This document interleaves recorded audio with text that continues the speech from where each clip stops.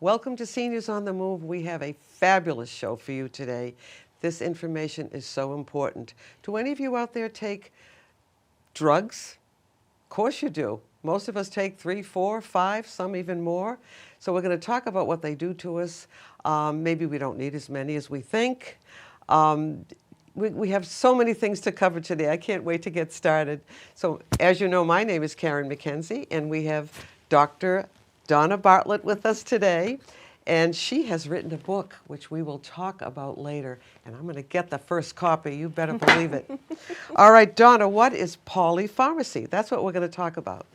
So polypharmacy is, well, first of all, I just want to say thank you so much for having me here pleasure, today. It's a real wonderful pleasure. to be here. But so polypharmacy, like you're saying, is a number of medicines that we're taking. And there's really no specific number. It could be any number of medicines. But a lot of the studies that we learn about over medication, they're typically about 5 medicines that people focus on. Yeah. But like I said, it doesn't have to be a particular number. What we're really concerned about is the number of unnecessary medications that you might be taking. And that's when things get to be very important. Are you saying seniors may be over-medicated? Absolutely. There's a major over-medication issue. It's actually an epidemic in itself. So the medicines do their job. They've worked for years and years in our bodies probably. You might have been on medicine for a particular condition, and you might be on it for 20, 30 years even. But there could come a time when your body just changes, right? If you think about pediatrics, infant to 18 years old, Sure. You're not going to give the infant the same medicine as an 18-year-old. Well, we have to think about that with our seniors too. Are you going to give somebody at 95 the same medicine that they would at 65? We might need to reconsider that because our bodies change. Right. But doesn't the average physician review drugs that people are taking? I know when I go to the doctor and I sit in the office, they want to know all the prescription drugs I'm taking. Mm-hmm. So I think that's progress in itself. Mm-hmm. But don't you think there should be some kind of a definite review, like maybe once a year? How do you feel about that? And is it being done at all? Right. So deprescribing is kind of a newer term. Say it again. Deprescribing. Deprescribing, okay. So it's a newer term. It just showed up in medical literature around 2003. So it's not that old of a term.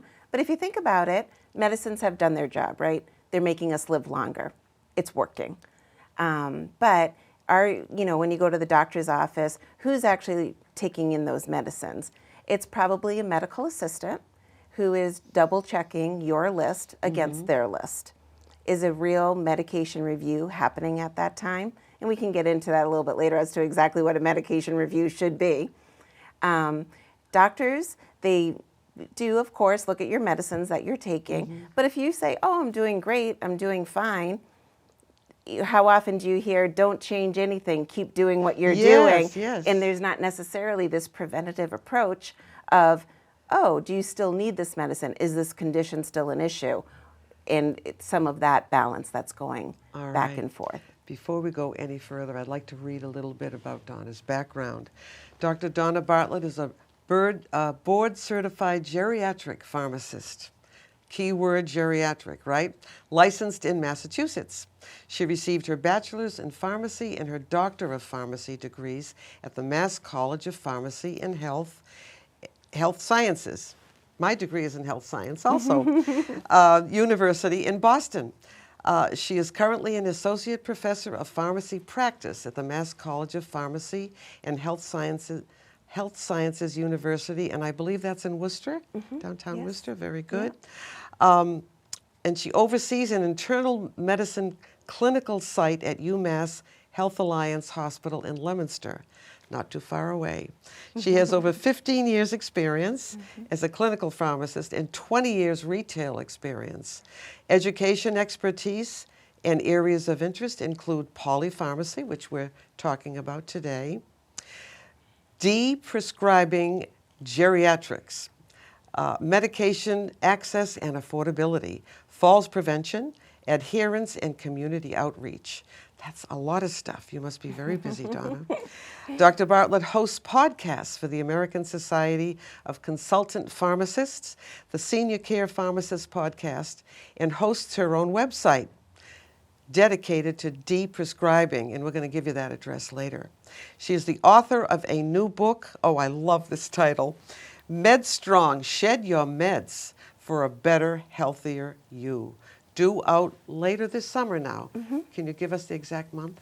I mean, is it going to be? End of August. End of August. Yes.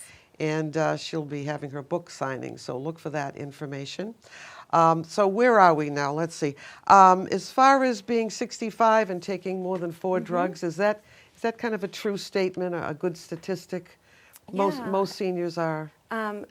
Definitely over half, probably 2/3 of people take 4 or more medications, but we can't just be thinking about the prescription medications. There's other medicines that people take. They take over-the-counters, herbals, supplements, and you can go to many different places to get all of these medicines. So part of the whole polypharmacy issue is the availability of all these things.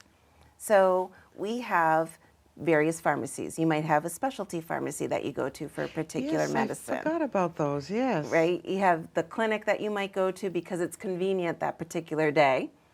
The local pharmacy where you're going, mail order. So there are all these pharmacies that you're going to, and then you could be picking up something over the counter at your pharmacy, at a different pharmacy, at a store. It doesn't matter, like where. There's OTCs in many different places than just a pharmacy.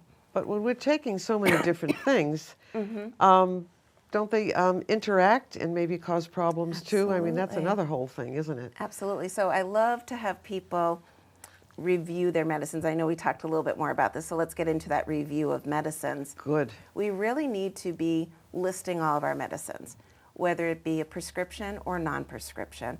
Why are you taking it? Does the problem still exist? There, for example, and I know this sounds kind of weird and odd, but does the problem still exist? Do you really still have pain, or do you just think that your pain is being covered because of a pain medicine that you're taking? Some people go through physical therapy or might have some procedure done, and that pain is taken care of, yet pain relief is still continued.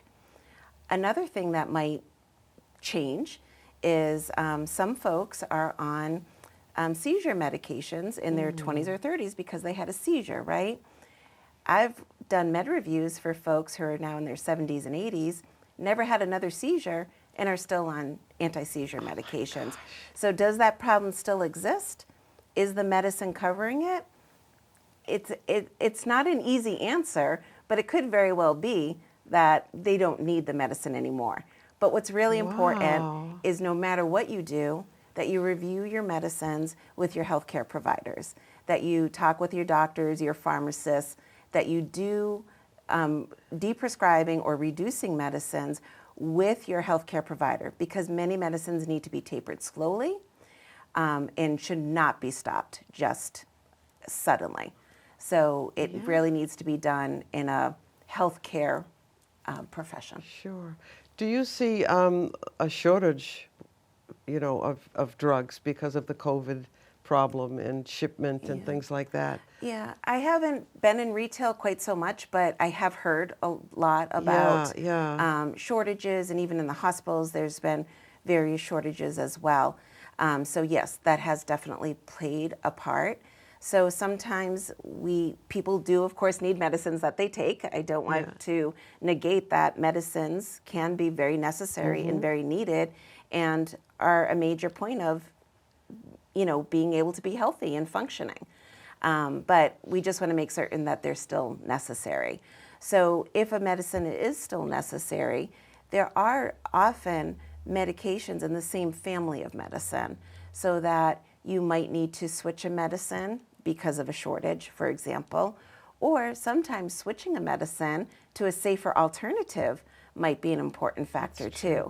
Because our bodies are changing, medicines don't always agree with older adults, might need some reduction in strength. Yeah, reduction, sure. Might need to be switched to an alternative that's safer in older adults, or might need to be avoided. What about generics? Tell us a little bit about generics. So generics, I'm always asked this question about generics. So I try to explain that generics are important. Like, they definitely lower costs for people, and often they can be very appropriate for folks. The one thing, though, is that some people are very sensitive to generics and to changing generics. So if you are taking a brand medicine, for example, that's considered the gold standard of the industry. So all the generics have to compare to the brand. Well, they have to only be within a certain tolerance, and that tolerance might be plus or minus, say, 10%. One generic might be 10% less therapeutic. Another one might be 10% more therapeutic, but that might also mean that side effects are different too. So that little bit of a swing could mean something to somebody. Many medicines, though, can be very much tolerated within that therapeutic range, so it's not necessarily a big deal. But some medicines have a very narrow therapeutic range, and a small change could mean a big difference. So things like thyroid medicines, it's a very small change can really swing how your thyroid is functioning. For example, warfarin, which is used for to reduce blood clots or the risk of blood clots. That's another narrow therapeutic range, but people are often constantly reviewed for that and being watched. So just knowing and telling somebody that, oh, my generic changed, that's an important factor to share with your providers. Sure. What are the most common drugs? Most people I know are on medication for high blood pressure. Yeah. So give me, say, three of the top. excuse me. So I would say that some of the major ones that we see in older adults that, for various purposes. So for blood pressure, we'll often see lisinopril being used. That's a pretty common one for blood pressure purposes. For diabetes, we'll often see metformin being used for that, for type 2 diabetes. Another common issue is heart failure. So we'll see a lot of people on diuretics, such as furosemide. So are those the top ones? Not necessarily, but they're very, very common in our older population. Yeah. On television at night, you see different brand new drugs almost every single night. Yes. And of course, I'm sure they've been tested, but you're probably reluctant to try something different, and it just seems all so complicated. I don't know how you do it, but she does a darn good job, I'll tell you that. What else can you tell us about drugs? Or anything on the subject? I've got a whole bunch of stuff here for what about compliance? You're supposed to take what it says on the vial, but most people don't. Yeah. What's the danger of that? I mean, because it depends on what your problem is, right? What the problem is, what the drug is. And so let's take a couple of scenarios. And I always like to think of compliance is more or less that rote kind of, yes, I take my medicine every day. It doesn't necessarily put a time on it. It just means that you're taking it every day. It could be very sporadic. What I like to think about is adherence. You think more about how many are you taking? Are you taking it at the correct time each day? Is there like some consistency with it? So I always like to swing compliance over to adherence, which means you have your own say, if you will, in the medicine and how you're taking it, and you're consistent with it. So if you need to take a medicine once a day, every day, what's a good time for you? What is appropriate for you? And we ask people this, and or what's something that you do every single day that is going to be a trigger for you to remember to take your medicine, because people have issues with that too, right? Of remembering to take their medicine.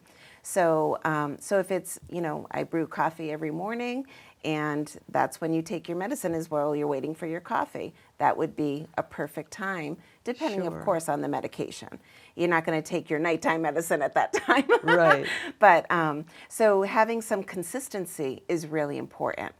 Now, there's other issues with if you're taking something twice a day, right? The more times a day you need to take something, the more times you need to remember it. And so sometimes people always remember the morning one, but they forget the evening one kind of thing. Sure. So sometimes there's that difference that's going on where we have to help them. What's an evening trigger for you? What's something that you do every single evening that's going to help you? And you want to try to time it so that it's spaced appropriately too. So you could take something once every day at the same time each day, be very consistent, but other people might not necessarily remember to take that second one, and then they kind of fall off that adherence type of. What about interactions? I mean, how can that be, taken care of? Because, you're not with the person that's taking them, a physician or, someone like you. Yeah. I don't know what to say about that, because I would think that, a doctor you'd have to be checked all the time, every time that you. Yeah. So is that a blood test? I'm so glad you brought that up, because yeah. the whole point of medicine in anybody, but especially in older adults, is with deprescribing, it should become part of every encounter. So every doctor's visit, even at the pharmacy, when you go to the pharmacy, there should be somewhat of a conversation. If you're picking up an OTC, maybe you want to make certain it's okay that you take it, that it's appropriate for you. I know that on over-the-counter medicines, there's information and warnings and things like that. Sure. But I will admit that not everybody reads that, right? And the print is often very small. So that could be a challenge in itself. So, are people flipping over that box or, vial or whatever and really reading, is this okay for me?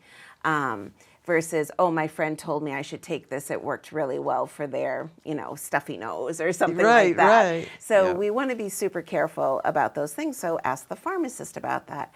But really and truly, every encounter should be thought of, do you need something? Because that's what we're used to, right? That's our culture. Do I need a prescription to make me feel better?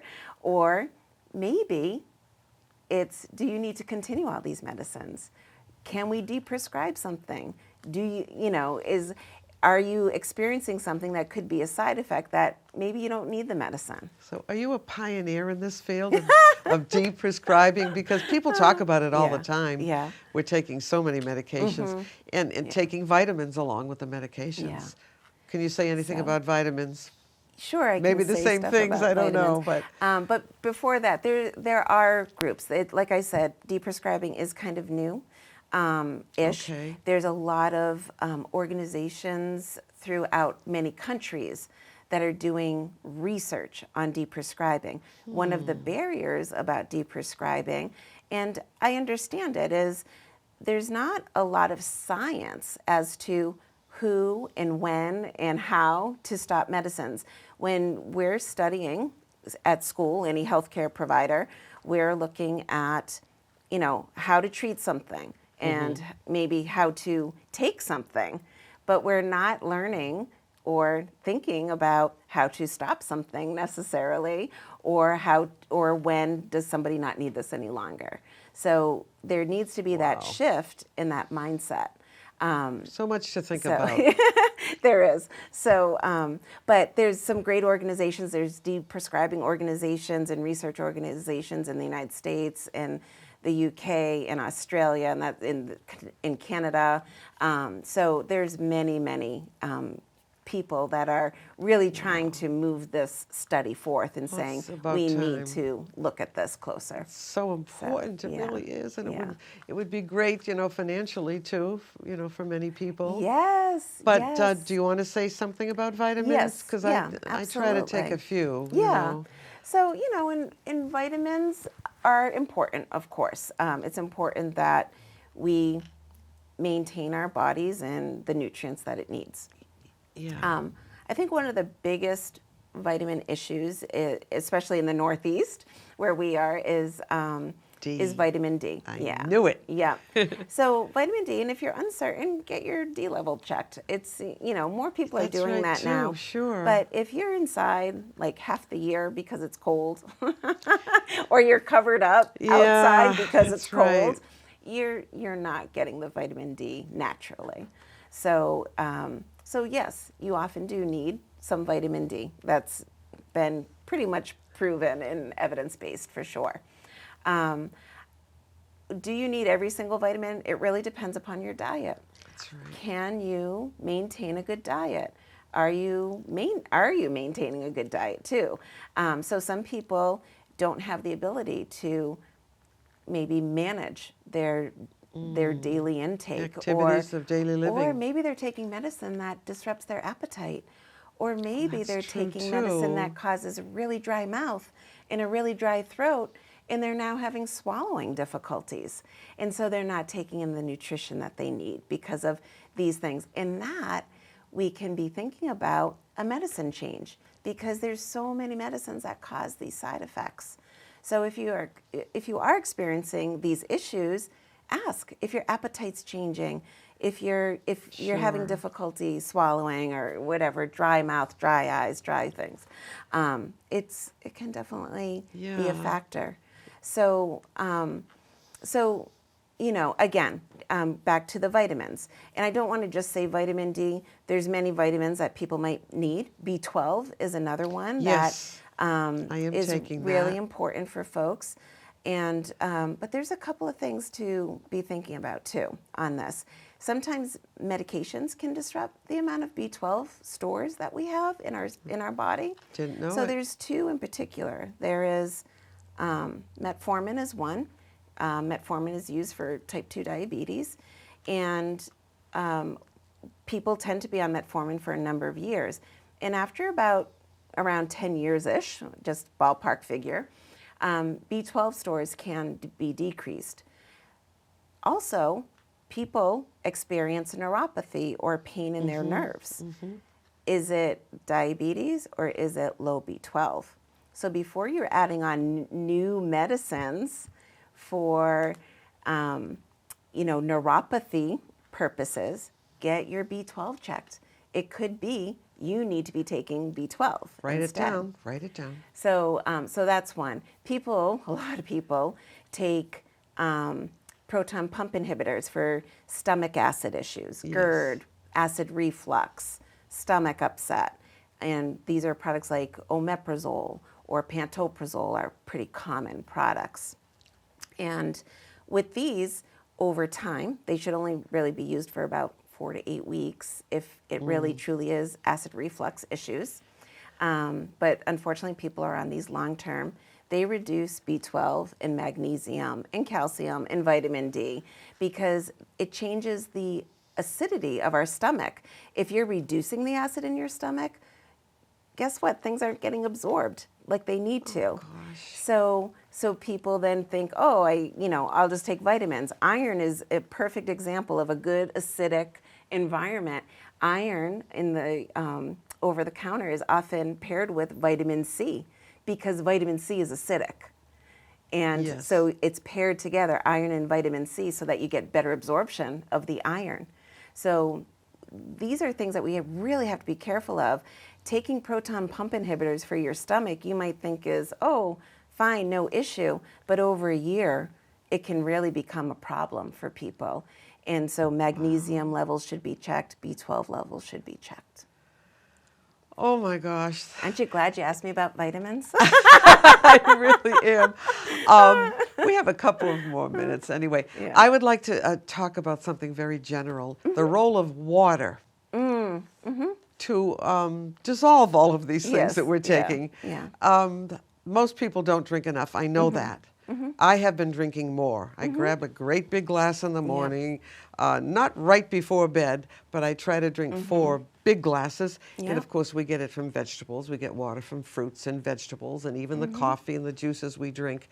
But if people are not getting enough water, I mean, what effect might that have on the whatever they're putting in their mouth? Yeah. It's, So water is an interesting subject for sure, because in older adults, we tend to be less hydrated. So Yes. just in general, it's a phenomenon of our bodies. We have more fat and less water, basically, is what happens in our older years. So water, of course, is important. What happens is the thirst sensation reduces with age. That's right. also another standard, if you will. Yeah. So with that said, people aren't sensitive or thinking. Now you say, oh, I make certain I have so much water, and that's a great thing to do. You're kind of reminding yourself, oh, even though I'm not super thirsty, maybe I Right. still should I'm take a usually sip not. or something. Right. Right. So that's a really great idea. The other side I just want to caution on, though, is that some people have fluid intake restrictions because of heart failure, for example. So yes, water, but don't overdo it if you have heart failure, because you might have a restriction on the amount of fluid. So check with your doctor. If you know you have heart failure, check with your doctor as to how much fluid you should be taking. And at least your pharmacists, because they really do know this stuff, and they're always willing to help. So, we're going to take a break in a couple of minutes here, and we're going to talk about this book, because I can't wait to find out. So I just want to show you what it looks like, all kinds of subjects. Of course, it has what we talked about. It's in the book. Questions to ask, how to minimize the cascade effect. That sounds interesting. And here's her picture. What a great picture down here, Donna. How many of you are there in this country? We probably need more, right? I mean, as you say, it's a fairly new, not idea, but thing that needs to be talked about, right? I'm so glad you asked that because, of course, that there are geriatricians and people who work in the geriatrics fields, and they tend to be very aware of medicines and the need to deprescribe. But for pharmacists, board-certified geriatric pharmacists, there aren't a ton, but we are in every single state of the United States. Good. And you can actually look up a pharmacist, a geriatric pharmacist in your area, so in your state, through the American Society of Consultant Pharmacists. You can even Google. Good info. You can, search for a senior pharmacist in my area. Will you say that again, just the last few sentences? Yeah, so where to look? Yeah, so ASCP is the organization, and Help with My Meds is one of the taglines that you could Google, or senior care pharmacists in my area. All right, and how about you? How would they find you? Oh, for me? And I actually have the resources on my website too, donnabartlett.com. Very simple, very easy. She's wonderful. I can't wait to talk about the book. I think I might buy them for Christmas gifts for people. Would that yes. be? Right, if you're over a certain age, and all my friends are. But but it's even caregivers too. Caregivers are trying important. to help. Yes. They're so their thanks, loved ones. thank you very much. Thank you. We're going to take a short break. Bye. See you soon.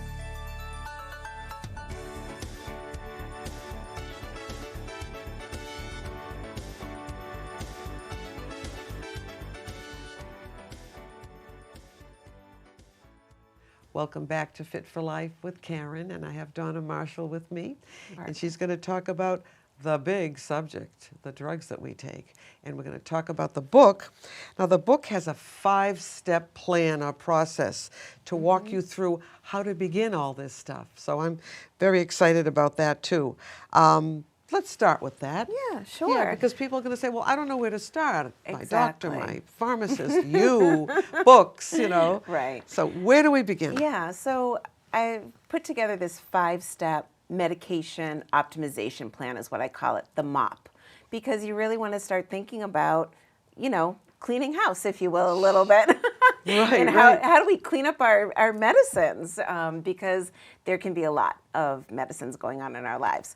So I do take people through 5 steps. The first step is make a list of all your medicines. But it's not just any list. You make a list of all your medicines, but there's 2 columns which you have to start asking those questions like we mentioned a little bit before. Does this problem still exist? Is this medication helping? and you can have a buy-in to that. If you're not certain, put a question mark. That's a great way to start a conversation with your provider and your doctors. Okay. So that's the first step.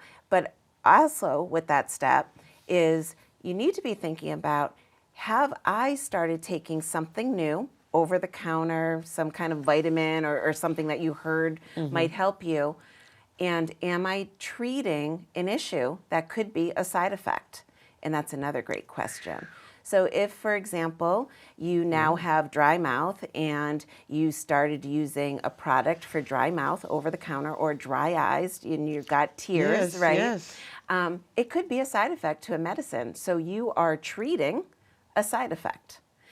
So you want to be thinking about that and writing down those issues, because it could lead to these conversations too. So the first step is just to get your list together and to really think about those OTCs and why you're taking them too. The second step is to start asking questions. And so I've already started leading you through some of these, but maybe it's at the pharmacy. I'm taking medicines. Do you think they could be causing any of these problems that I might be having? Or maybe it's something very simple to your doctor as to, am I taking any unnecessary medicines? That's pretty simple, right? Am I taking something that could increase my risk of falling? Am I taking something that's making me unsteady? Sure. So those are, and it's all in the book. It's all like different information. But I also separate out, where are you? Are you at the doctor's office? Are you at the pharmacy? Are you in the hospital? Are you in rehab? And kind of looking at those different areas and some targeted questions that you might want to ask during those times. Sure. So those are ask the questions. The next part is to make a plan. And you have to do this with your provider. You need to figure out a plan as to, okay, what might be unnecessary? How are we going to look at this? And what's the plan in order to reduce the medicine? Are you going to change the medicine, or are you stopping the medicine? And that needs to be decided for various reasons, for safety purposes, for therapeutic purposes, so that you reduce any risk of withdrawal of some medicines. Then you need to, after you've made the plan, you definitely, you have this discussion, you have the discussion and you decide, and then you make the plan with the doctor. And then the last step is to monitor. And what you need to do is to really think about and have a conversation with your doctor. Do I need to have a lab done? Do I need to take my blood pressure and see if anything's changing with my blood pressure? Yeah.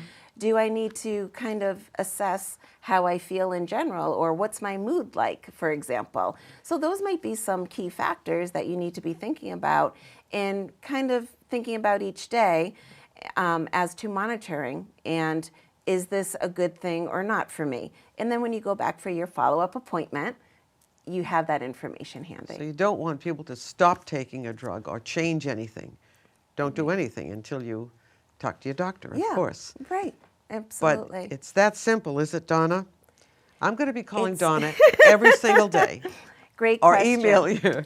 So this is another question I get, is how long does this take? Well, it also depends upon how many medicines you need to prescribe. Right. So sometimes it's, maybe a month or two with the follow-up and everything else, see how you're feeling. But sometimes, depending upon the number of medicines that need to be reduced, deprescribed, it could be months. It could be 9 months. It could be a year before you're off your unnecessary medicines. So the less you're taking, the better. But you have to start somewhere. Right. And often you start off with something that is something that can be stopped, that you don't really have to do a lot of monitoring for necessarily. It might just be an unnecessary med that you really don't need, and you can stop it without any issues.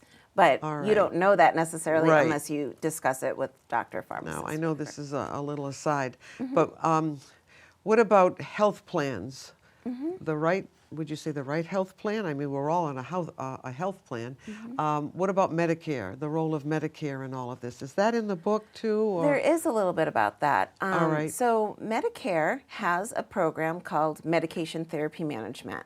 And Not everyone qualifies for it, though. That's the disappointing side of it, if you will. Oh, You have okay. to be on so many medicines, you have to have so many disease states, and they have to be certain disease states, and you have to be spending a certain amount of money in order to qualify for MTM through Medicare. So, Okay. if you dot all those I's and cross those T's, you might have that option. But someone who's taking, for example, 8 medicines, all generics, but have the right number of disease states, if you will, they might not qualify because they're not spending enough. Yeah, so So. it starts with the money, doesn't it? For sure. All right, tell us something else. Tell us about something else in the book that we can look forward to. Well, there's so many different stories and scenarios I give as Oh, well. that's good. So I talk about, how did polypharmacy happen? And it's not just, it's not on you. It's not on just the doctor. It's not on just the insurance. It's not just on, it's a whole system. It's a culture that we've been in, and it's expectations too. So I'm not setting blame or anything like that. I'm just kind of telling the story of how polypharmacy happens, and how we're adding on meds and not necessarily reducing or stopping meds. And sometimes, and I love to ask groups when I go and speak with them is, how likely are you to be accepting of going to a doctor's, maybe not feeling that great, and the doctor says, I think we need to stop this medicine, and they don't give you anything else. I think we need to stop this medicine, and that might make you feel better. How much of a buy-in would you have? It's a very different thought process. So, sometimes, you might have to take a medicine for a little while for it to work and for you to feel better, but sometimes you might want to or need to reduce a medicine or stop a medicine to eventually make you feel better. Well, we just have to educate ourselves and do what we can, right?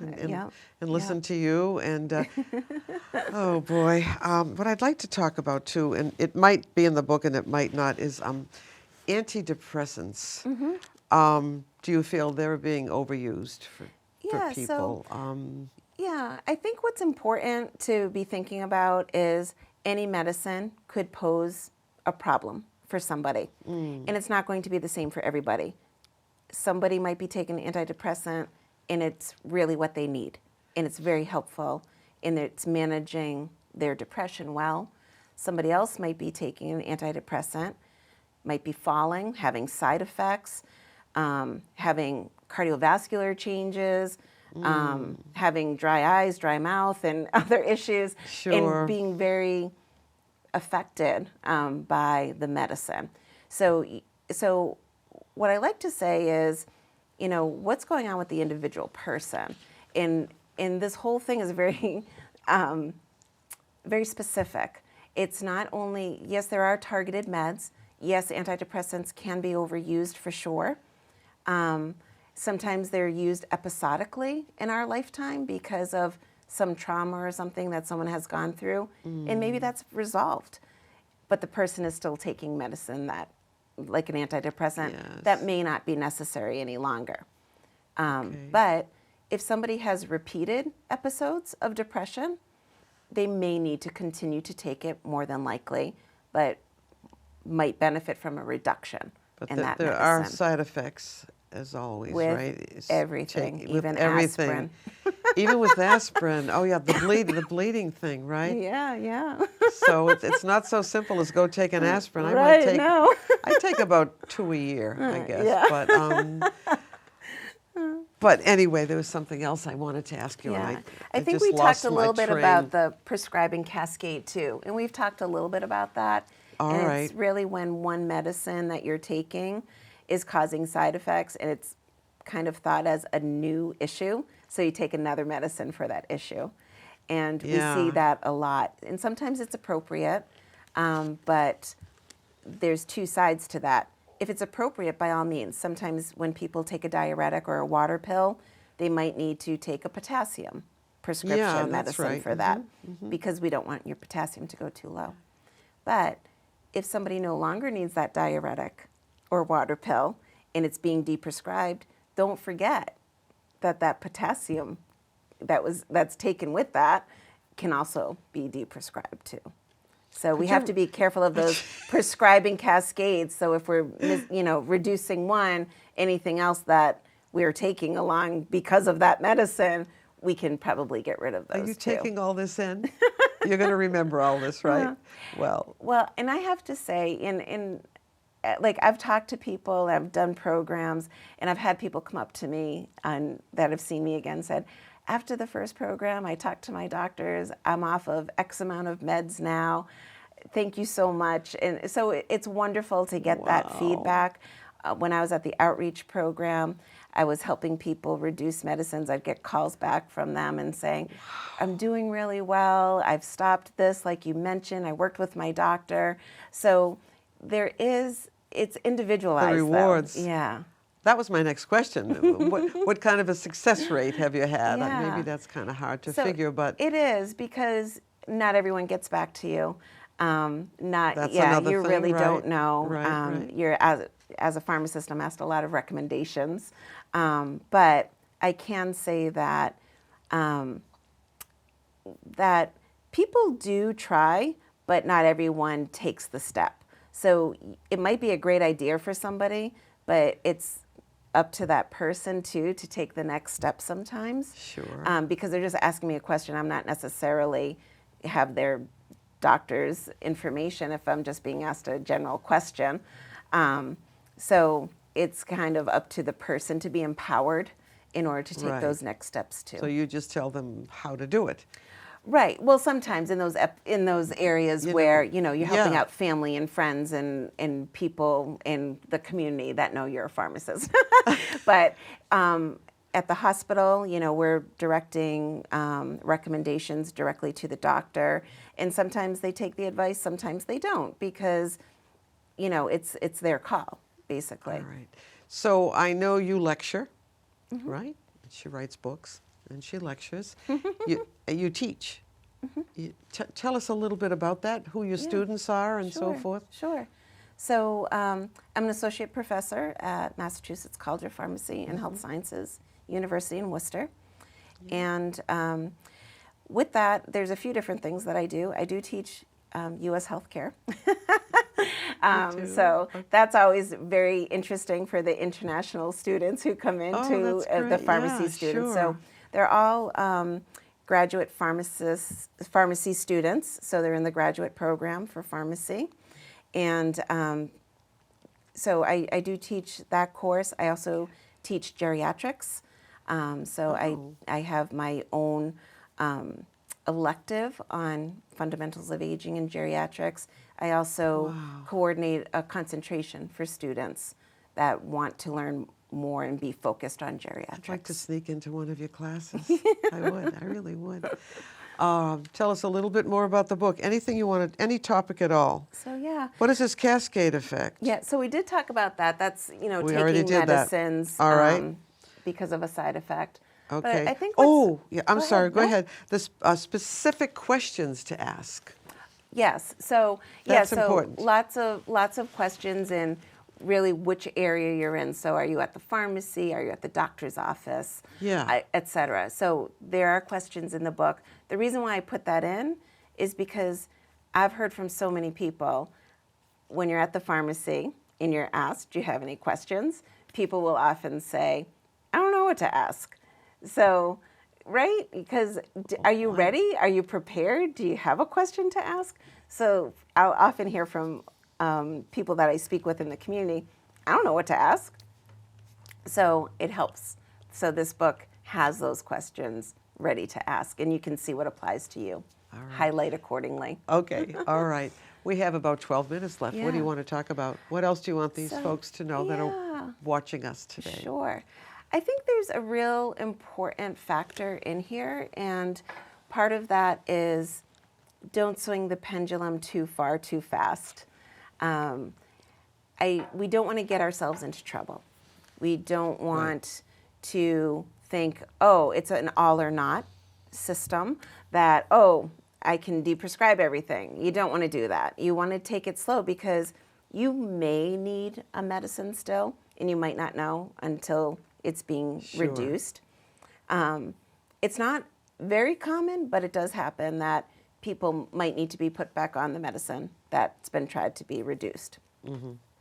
So I think that's important. Definitely work with healthcare providers. Don't just do this on your own. Check, be monitored. In the book, too, I have a deprescribing form. So instead of a prescription, Great. the doctor can fill it out with the medicine. What are we doing? Are we starting, stopping, You thought of changing everything. the medicine? And how are we going to do that? What's the plan for that? And then we also like to think about the monitoring, like I talked about. What do you need to do? Do you need to go to the lab 4 weeks from now? Do you need to check your blood pressure a couple times a week? So there are things such as that that we're looking at to make certain that you're monitoring, and then you have the follow-up. I'm not sure what's in the book, but who do you see first? Your primary care? Do you tell him or her that you'd like to do this, and Yeah, so just do it on your own and not tell anyone? And No, I mean, no. no, I don't So, mean yeah. don't stop taking Yeah, anything you're yeah. taking. No, we're not saying that. But I would think your primary care Yeah. first, or So a primary care provider is a great start for sure, and probably a very centralized person who knows all the other specialists that you're seeing. Sure. Some of the issues that we've seen that is in literature, in the medical literature, is there's hesitancy of doctors to stop other doctors' prescriptions. So sure. there I has can to see be that open conversation. There has to be that, how often are you seeing that specialist? And maybe could your specialist in your primary care take some time to review these medicines, and are they really necessary? So I think that that's an important factor. I would definitely start off with your primary care, with your pharmacist, just to get those ideas going, what medicines to potentially target as well. And that can be very helpful. There's also a lot of resources in the book too. So for example, we're talking, I know that it was one of the topics that we wanted to discuss was falls, and medications can increase our risk of falls. That's true. It's a really important conversation to have. And if you are falling, by all means, have your medications reviewed, no doubt about that. Sure. That makes sense. And there's certain organizations and certain lists, if you will, or criteria that have been put together throughout time that focus on medications that can increase the risk of falls. So many of those are things that deal with our central nervous system, so our mind and nerves. Medicines such as anticonvulsants, antidepressants, opioids for pain, antihistamines that we use. A lot of people like to use those PM medicines to help them sleep at night. Sure. Not good at all. They really increase the risk of falling, especially in that in older mind. adults. Yeah. So watch those PM medicines. So there's things that help us to sleep, even prescription drugs that help us to sleep. So those are targeted areas that are really important to be focusing on. If you're really going to look at a certain family or types of medicines, it's a really great starting point to be thinking about, am I taking anything for these purposes? Am I taking something for anxiety, something for depression, something for pain? Various things such as that. It's going to be really important to address those issues. But I think what's so important, and I'm glad that I'm able to get this in at the end, is we prevent a lot of things from happening throughout our lifetime, right?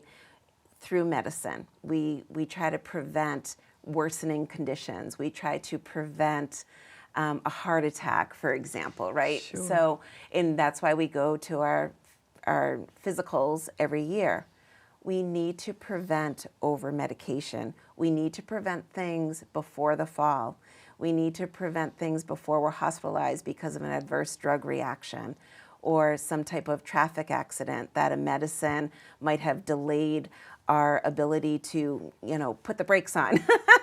So we need to be preventative with the medicines we're taking. Just because you've taken a medicine for 20 years doesn't mean it's not affecting you now. Especially as we age, as you said, the body changes. Oh, it's late. Quickly. What are these? Oh, so these are the bracelets that I have. It's a program for wear one, share one. There's deprescribe on one side and optimize on the other. And what I like people to do is have the conversation. So I'm giving this to you to wear one and share one, and to bring up the conversation about deprescribing with anyone that you think is important, whether it be your doctor or someone you're caring for or a friend that you might think may benefit from it. Wonderful. Actually, we do have a little more time. I wanted to bring up something, and I think it has to do with what we're talking about, is this CBD oil that we're hearing so much about. What would you tell someone about that? Don't touch it. Ask your doctor. Ask your pharmacist. Ask someone that's taken it. Whatever you want to say about it. You might. I don't know how much you know about it now. I'm sure you know something. So with the CBD itself, in talking about something about the oils, like everything, it still can have its interactions. It can still have its issues.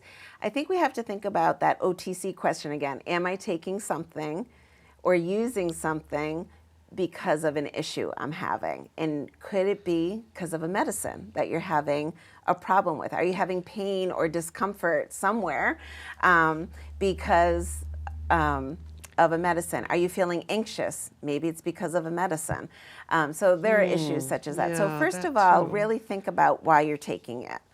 And like I said, with everything, you do need to be careful with this. I know some people don't just do the CBD oil. There's many people who are actually using edibles, and they're using marijuana in general. And if that is being done, it's really important that people understand that cardiovascular side effects can occur. They can interact with cardiovascular meds, so something to be evaluating and monitoring. And the other thing is, if somebody needs to have a procedure done, they're being put under with anesthesia, be truthful. Be honest with your doctor's anesthesiologist if you are using marijuana at all, because it's going to play a factor with how much anesthesia you might need and how long your recovery might be. That's true. The one that isn't supposed to be hallucinatory is the cannabidiol. Is that how you say it? Yeah. So it doesn't have the hallucinogen aspect of it. CBD. Yeah. So apparently that's supposed to be okay. It's just, actually it says it can do just about anything. Yeah. You're going to Which be is in a another good thing. mood. You're never going to have pain again. Yeah. And it's not proven. And everyone's selling it. Everyone. Right. Exactly. But again, we have maybe about 3 minutes left. I think affordability was another something you wanted to talk about. The cost of drugs. Let's end with that. I hate to, actually, but it's a big subject, I know. But if you're reducing the medicines you're taking, hopefully there's a little less coming out of your pocket, too. But with that said, yes, medications are rather expensive, and some people choose not to get health insurance or drug insurance because they're only on one medicine, for example, and this is fine. But just be aware that there are penalties to doing that if indeed you do need medicines down the road. So there are low-cost plans that people could actually get, just so that they don't get stuck later on with very high-cost plans or high-cost medicines because they don't have a plan. So that's one thing to be looking at. Medications themselves in general, brands are typically much more expensive. Brand medications eventually go to a generic side, but generics for the first 6 months, there's only one generic that's allowed to be out on the market. And so that price does not get reduced immediately. It takes a good year or more for generics to be on the market before the prices do start to come down a little bit. So there are issues there, but in the state of Massachusetts, Prescription Advantage is a wonderful program. It's a patient assistance program that helps with Medicare. People think, I make too much. You'll be surprised with the thresholds of income that Prescription Advantage allows for assistance. So it's a great thing to look into, especially in the state of Massachusetts, for assistance with Medicare drug costs. All right. Now, we have many diabetics in this country. Type 1 diabetics, I think, are about 5%. The rest is type 2. I mean, that's probably very general. Why is insulin so expensive? Or what are your ideas on that? So, yes, insulin is crazy expensive. So Crazy. So for people on Medicare, if you, for example, if you're on a pump, insulin can be very affordable. Could be no co-payments under Medicare Part B, as in boy. So that's one thing that would cut costs down. There are now insurance companies that have started doing a reduced co-payment. They have a special tier, if you will, for insulin products and diabetes products, and they have reduced cost. So we are seeing some movement in the area, but it's not all insurance companies, and they're all not as extremely reduced as some that are stepping up and covering insulin at reduced costs. Again, as far as the price, is it because they can charge kind of basically what they want to charge? And I remember when it was up to $600 a bottle or some ridiculous thing like that. Absolutely. But sorry to end on kind of a sour note there, but at least, as you say, there are things to be done. Will that be in the book also? Not a so lot? much on the cost and affordability. Well, that's okay, because you've already learned a little bit, haven't you? And thank you so much, Donna. Thank This you is so so much, important, Karen. and thank It you was for wonderful watching. to be here. And I hope this has helped you. It has helped me, but now I have 1,000 questions for Donna. So we're gonna keep her here for a very long time, but I can't wait to get the book, and I hope you will too. It's really important, especially for yourself and the people you love. Let's put it that way. So thank you. Bye. Bye for now. See you next time. Bye. So